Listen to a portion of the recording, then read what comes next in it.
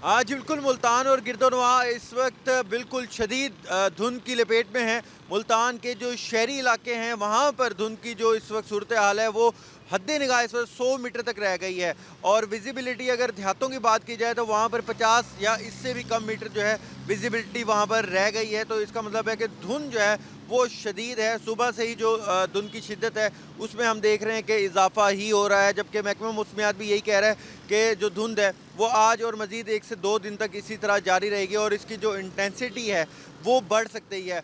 तो यहाँ पर जो ट्रैफिक पुलिस एहलकार है वो बार बार यही तलकीन कर रहे हैं कि गैर ज़रूरी तौर पर सफ़र ना किया जाए धुंध के हालात में। अगर धुंध में सफ़र करना ज़रूरी है तो अपने जो है वो फोक लाइट का इस्तेमाल ज़्यादा से ज़्यादा करें, अपनी रफ्तार जो है उसको कम रखें। और मोटर बाइक वाले हजरात जो हैं उनको डॉक्टर बार बार यही तलकीन कर रहे हैं कि वो अपने सर को, चेहरे को अच्छी तरह ढांप के रखें, ताकि जो है बाहर अगर उनको मौसमी जो मुश्किलात है उसका सामना ना करना पड़ रहे। इसके अलावा जो M4 और M5 मोटरवे है वो भी अभी ट्रैफिक के लिए मुकम्मल तौर पर बंद है।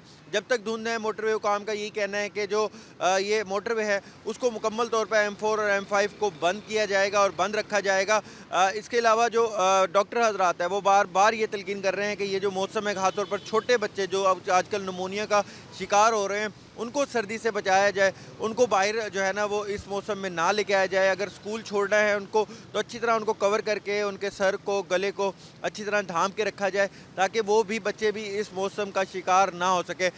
ये जो आज सर्दी की शिद्दत है उसमें भी काफ़ी ज़्यादा इजाफा देखा जा रहा है कि 5 डिग्री सेंटीग्रेड मुल्तान में कम से कम दर्जा हरारत रिकॉर्ड किया गया है।